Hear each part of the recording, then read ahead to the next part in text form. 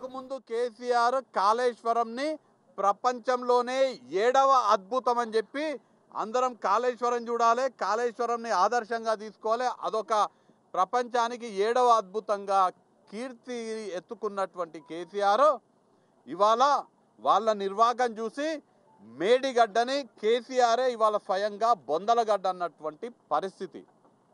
మొన్న జరిగినటువంటి ఎన్నికల్లో ప్రజలు కేసీఆర్కి వాళ్ళ పార్టీకి ఓటు రూపంలో బుద్ధి చెప్పినా వాళ్లకు బుద్ధి వచ్చినట్టుగా లేదు. కుంగిపోయినటువంటి మేడిగడ్డ చూసి ఇంకా వాళ్లకు పశ్చాత్తాపం వస్తలేదు. వాళ్ళ ధనదాహానికి నిదర్శనమే కుంగిపోయినటువంటి మేడిగడ్డ పిల్లర్లు. వాళ్ళు ఆంధ్ర కాంట్రాక్టర్లు ఇచ్చే కమిషన్లకు కక్కుర్తి పడడం వల్లనే ఇవాళ అన్నారం బ్యారేజీకి అక్కడ పగుళ్ళు పడ్డాయి, అన్నారం బ్యారేజీ దగ్గర నీళ్లు లీక్ అవుతున్నాయి అనే విషయాన్ని తెలంగాణ ప్రజలు గమనిస్తున్నారు. ఇంత జరుగుతున్నా వాళ్ళ నిర్వాహకం వల్ల చాలా స్పష్టంగా నిపుణుల నివేదికలు చాలా స్పష్టంగా చెప్తున్నాయి.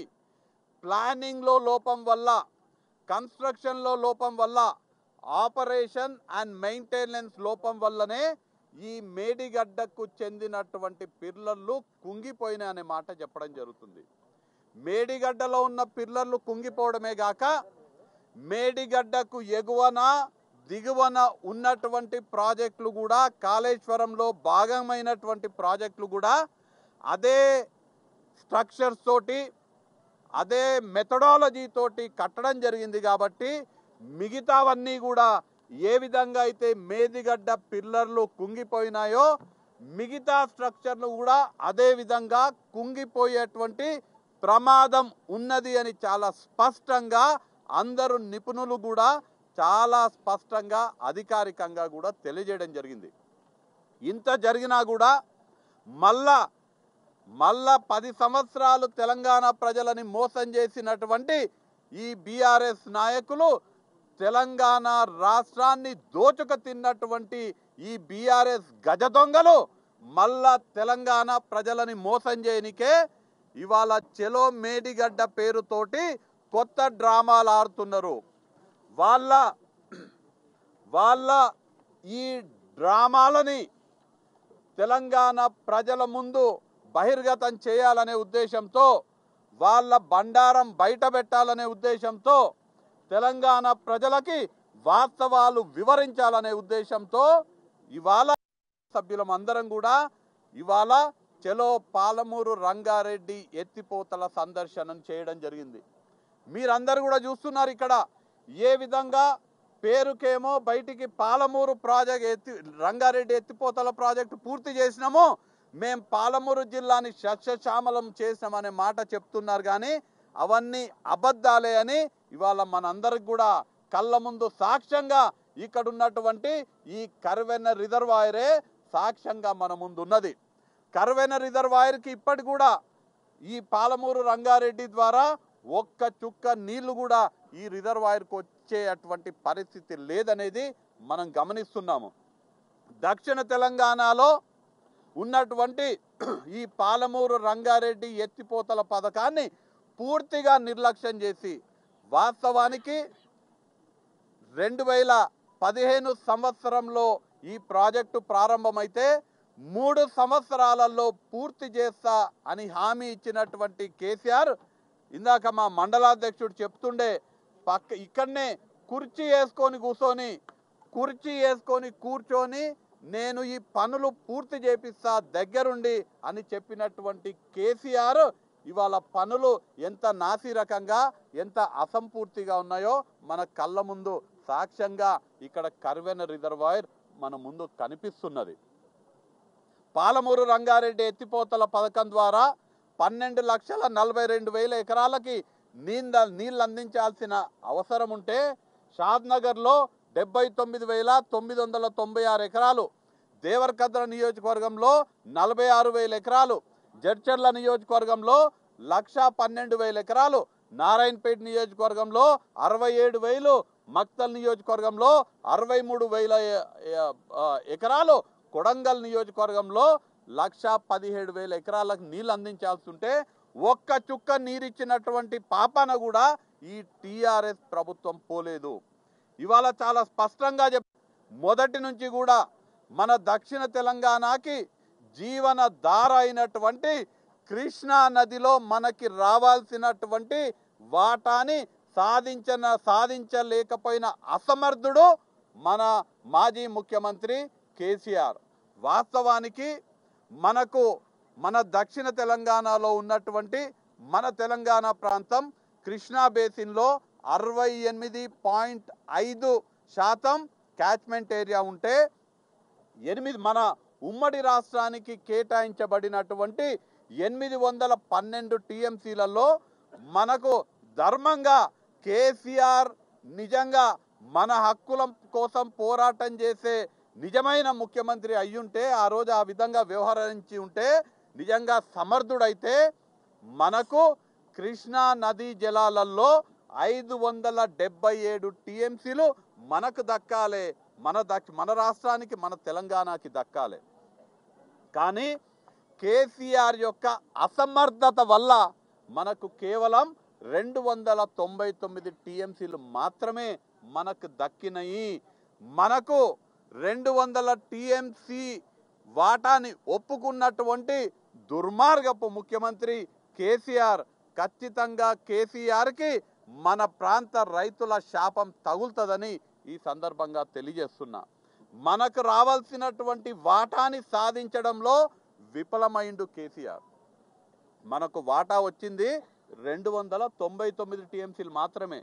ఒకవేళ కేసీఆర్ జాగాల, కేసీఆర్ ప్లేస్లో గనక ఆనాడు రేవంత్ రెడ్డి లాంటి దమ్మున్న ముఖ్యమంత్రి ఉంటే మనకు 299 కాదు 577 టీఎంసీల వాటా మన తెలంగాణ రాష్ట్రానికి కృష్ణా జలాలలో వచ్చేది. మనకు రావాల్సిన వాటాని సాధించలేకపోయిండు. సరే, వచ్చిన వాటానన్నా సరిగా ఉపయోగించుకున్నాడా అంటే అది లేదు. ప్రాజెక్టు పాలమూరు రంగారెడ్డి ఎత్తిపోతల పథకం ఏదైతే ప్రాజెక్టు ఉందో ఇది 3 సంవత్సరాలల్లో పూర్తి చేయలేకపోయినందుకు, అసమర్థత వల్ల 3 ఏళ్లలో పూర్తి చేయలేకపోయినందుకు మనకు కేటాయించిన 299 టీఎంసీలను కూడా వాడుకునే పరిస్థితి లేనటువంటి అసమర్థ ముఖ్యమంత్రి కేసీఆర్. మనకు 299 టీఎంసీలు కేటాయిస్తే సగటున టీఆర్ఎస్ పార్టీ అధికారంలో ఉన్నప్పుడు మనం వాడుకున్నది ప్రతి సంవత్సరం కేవలం 212 టీఎంసీలు మాత్రమే. మనకు వచ్చే వాటా సాధించలేకపోయిండు, వచ్చిన వాటాను ఉపయోగించుకోలేకపోయిండు. అన్నిటికన్నా దుర్మార్గం ఏంటంటే మనకు దక్కాల్సిన నీళ్లు, మన పాలమూరు బీడు భూములకు రావాల్సినటువంటి కృష్ణా జలాల నీళ్ళని ఆంధ్ర దొంగలు దోచుకుపోతుంటే దద్దమ్మలాగా ప్రేక్షక పాత్ర వహించి మన తెలంగాణకు వెన్నుపోటు పొడిచి ఆంధ్ర వాళ్ళ మోచేతి నీళ్లు తాగినటువంటి ఆంధ్ర పాలకులు, ఆంధ్ర కాంట్రాక్టర్లకు దాసోహపడినటువంటి దుర్మార్గపు ముఖ్యమంత్రి మాజీ ముఖ్యమంత్రి కేసీఆర్. మన కృష్ణా జలాలకు, కృష్ణా నదికి సంబంధించిన నీళ్లు వాస్తవానికి అంతర్జాతీయ నదీ జలాల చట్టాల ప్రకారం ఏ నది నీళ్ళైనా ఆ నది పరివాహక ప్రాంతంలోనే వాడుకోవాలి. కృష్ణా నది నీళ్లు కృష్ణా బేసిన్లోనే వాడుకోవాలి.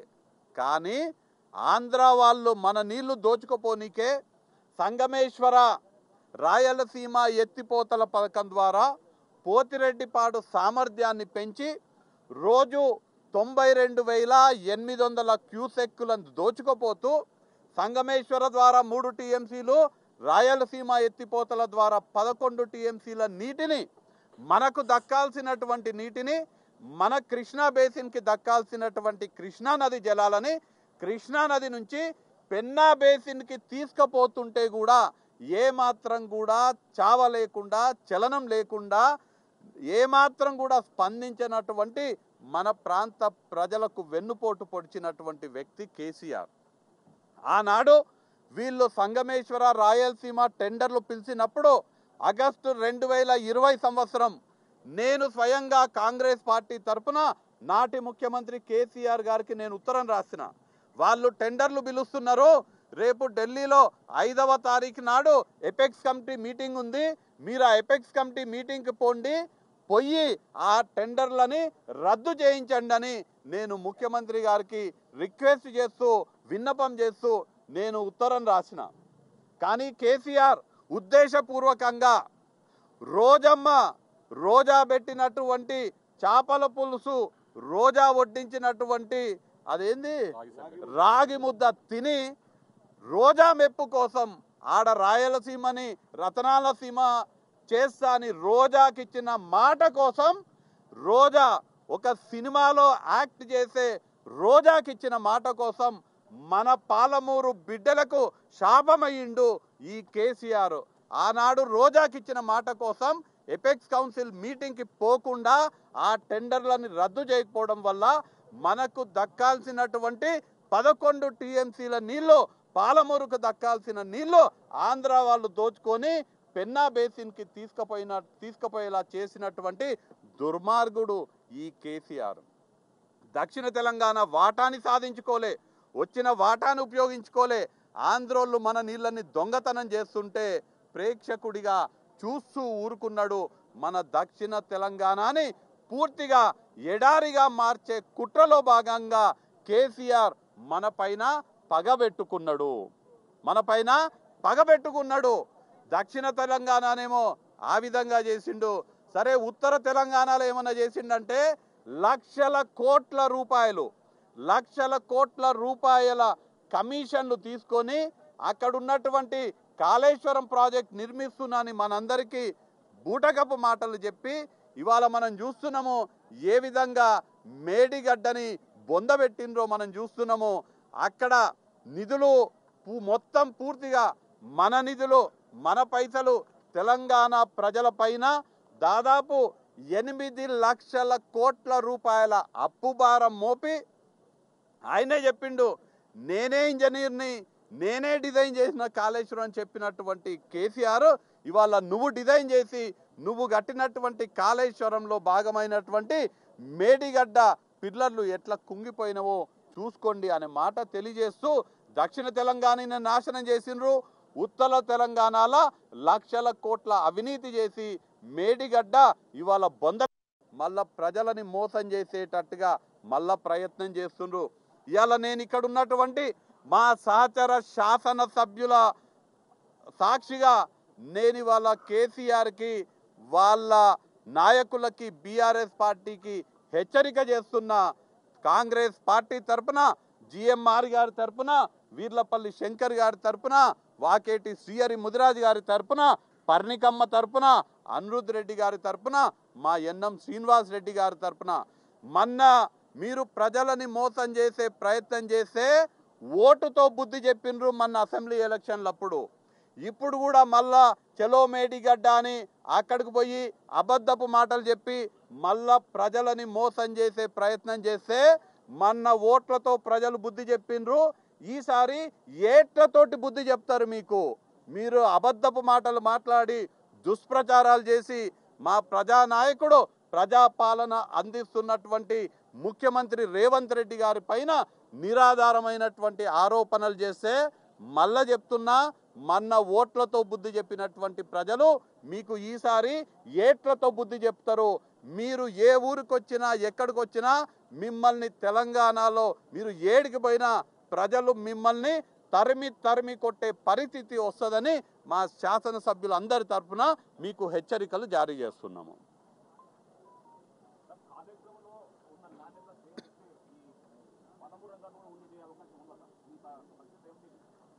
ఇందాక వస్తుంటే ఇక్కడ ఉన్నటువంటి రైతులు చూపిస్తుండే, ఇక్కడ ఇంతవరకు ఈ కర్వెన ప్రాజెక్టే ఉదాహరణ తీసుకుందాం. కర్వెన ప్రాజెక్టులో నాసి రకమైన పనులు ఇక్కడ ఉన్నటువంటి వాళ్ళు చెప్తుండే, ఇక్కడ ఉన్నటువంటి స్థానిక శాసనసభ్యుడు పైన స్థానిక మాజీ శాసనసభ్యుడు పైనున్నటువంటి పెద్ద నాయకులేమో పెద్ద కాంట్రాక్టర్లు ఇచ్చే లక్షల కోట్ల కమిషన్లు తీసుకుంటే ఇక్కడ ఉన్నటువంటి మాజీ శాసనసభ్యుడు నాసి రకం పనులు చేసి ఇవాళ పరిస్థితి ఎట్లుందంటే నీళ్ళే రాలేదు, ఇడికి చుక్క నీళ్లు రాలేదు. ఇక్కడికి నీళ్లు వచ్చేటువంటి అంటే నార్లాపూర్ దగ్గర పనులు అసంపూర్తిగా ఉన్నాయి. దాని తర్వాత ఏదుల దగ్గర వట్టెంలో అసంపూర్తి ఉన్నాయి. ఇక్కడ కరివెనకు నీళ్లు కావాల్సినటువంటి ఆ సిస్టమే ఇంకా రెడీ కాలేదు. కేవలం వర్షపు నీళ్ళే ఉన్నాయి. ఇప్పుడు ఏదైతే నీళ్లు కనిపిస్తున్నాయో మనకు అవి వర్షం ద్వారా వచ్చినటువంటి నీళ్లు. ఆ వర్షం ద్వారా వచ్చినటువంటి నీళ్ళకే ఇప్పుడే సీపేజ్లు జరుగుతున్నాయి, రిజర్వాయర్ల ఇప్పుడే లీకేజ్లు జరుగుతున్నాయని ఇక్కడ ఉన్నటువంటి ఇందాక రైతులతో మాట్లాడితే రైతులు చెప్పడం జరిగింది.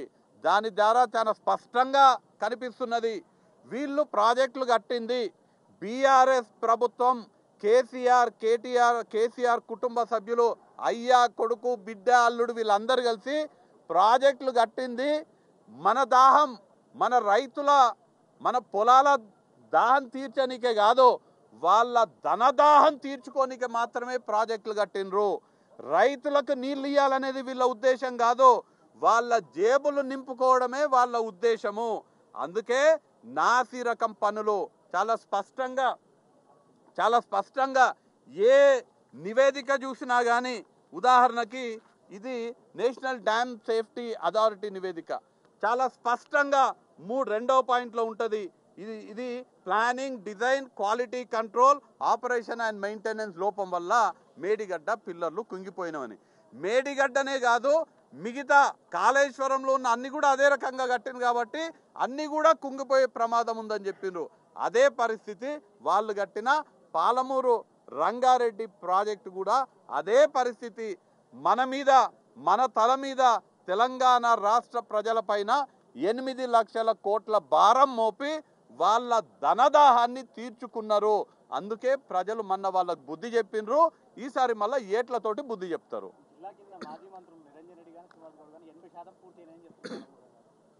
నిరంజన్ రెడ్డి గారు, శ్రీనివాస్ గౌడ్ గారు కదా, కేసీఆర్ ఒక అసమర్థ ముఖ్యమంత్రి అయితే అసమర్థ ముఖ్యమంత్రికి చెంచాలుగా ఈ నిరంజన్ రెడ్డి, శ్రీనివాస్ గౌడ్ గారు కానీ మాజీ మంత్రులు ఎవరైతే ఉన్నారో వాళ్ళు వ్యవహరించారు. వాళ్ళు నిజంగా పాలమూరు పౌరుషం ఉంటే వాళ్ళల్లా, పాలమూరు ప్రజలు ఎవరైతే ఓట్లేస్తే వాళ్ళు ఎమ్మెల్యేలు అయినరు, మంత్రులు అయినరు, వాళ్లకు ఏమాత్రం ఇంగిత జ్ఞానం ఉన్నా, ఏనాడైతే మన పాలమూరుకి రావాల్సినటువంటి నీళ్లు ఆంధ్ర వాళ్ళు దోచుకపోతుంటే ముఖ్యమంత్రి ప్రేక్షక పాత్ర వహించినరో, నిజంగా దమ్మున్న నాయకులు అయితే పాలమూరు కూడు తినే వాళ్ళు అయ్యుంటే ఆనాడు పోయి రాజీనామా చేయాల్సింది. వాళ్ళు మాకు రక్కాల్సినటువంటి నీళ్లు, కృష్ణా బేసిన్లో ఉన్న నీళ్లు మా పాలమూరు హక్కు. కృష్ణా బేసిన్కి రావాల్సినటువంటి కృష్ణానది నీళ్లు పెన్నా బేసిన్కి ఎట్లా తీసుకుపోనిస్తారు ముఖ్యమంత్రి గారు? మీరు దాన్ని ఆపాలే, లేకపోతే మా ప్రజల తరపున మేము పోరాడే బాధ్యత మాకుంటుంది, మేము రాజీనామాలు చేస్తున్నామని రాజీనామాలు చేస్తే నిజంగా వాళ్ళని ఒప్పుకునేటోళ్ళము. అది చేయకుండా మంత్రి పదవుల కోసము వాళ్ళ పదవులు కాపాడుకోనికే పాలమూరు ప్రజలని రాజకీయంగా ఉపయోగించుకున్నటువంటి దుర్మార్గులు ఆనాడు మంత్రులుగా వ్యవహరించినటువంటి నాయకులు ఇవాళ పెద్ద పెద్ద మాటలు మాట్లాడుతున్నారు. ఆనాడు మన నీళ్లు పోతుంటే ఏం చేసిండ్రు? వెనకటికి పోతిరెడ్డిపాడు సంబంధించి 11,000 క్యూసెక్కుల నుంచి దాని సామర్థ్యాన్ని 44,000 క్యూసెక్కులకి పెంచినప్పుడు ఆనాడు పి జనార్దన్ రెడ్డి గారు కాంగ్రెస్ పార్టీకి సంబంధించినటువంటి తెలంగాణ నాయకులు పోరాటం చేసిండ్రు. ఇవాళ మీరు అధికారంలో ఉన్నప్పుడు తెలంగాణ రాష్ట్రం ఏర్పడిన తర్వాత 44,000 క్యూసెక్కులు ఉన్నదాన్ని 92,800 క్యూసెక్కులకు దాని పోతిరెడ్డిపాడు సామర్థ్యాన్ని వెలిస్తే మీరు ఏం చేసిండ్రు? ఏమాత్రం బుద్ధి కానీ జ్ఞానం కానీ మీకున్నదాన్ని నేను ఇవాళ పాలమూరు ప్రజల తరపున అడుగుతున్నా. వాళ్ళు నిజంగా ఏమాత్రం కూడా శరం లేకుండా మొన్ననేమో మంత్రి పదవులు కాపాడుకోనికే సైలెంట్గా ఉన్నారు. ఇవాళ మళ్ళా వాళ్ళ నాయకులు రాసిచ్చినటువంటి నిన్న ప్రెస్ మీట్ చూసిన నేను శ్రీనివాస్ గౌడ్ గారు, లక్ష్మారెడ్డి గారు మాట్లాడుతుంటే వాళ్ళ నాయకులు ఎవరో రాసిచ్చినటువంటి స్క్రిప్ట్ని తీసుకొచ్చి చదువుతున్నారు. వాళ్ళు మర్చిపోతున్నారు వాళ్ళు పాలమూరు బిడ్డలని. రేపు మళ్ళీ ఎప్పుడైనా ఎలక్షన్లలో మళ్ళీ పాలమూరునే పోటీ చేయాలి, మీ బండారం మొత్తం కూడా బయట పెడతాము, మీ కేసీఆర్ బండారము, ఇక్కడ ప్రజాప్రతినిధులుగా గతంలో వ్యవహరించినటువంటి నాయకుల బండారం బయట పెడతాము. ప్రజలందరికీ కూడా మీ నిజ స్వరూపం తెలియజేయడానికే మేము ఇవాళ చేపట్టినటువంటి ఈ పాలమూరు రంగారెడ్డి ఎత్తిపోతల సందర్శన.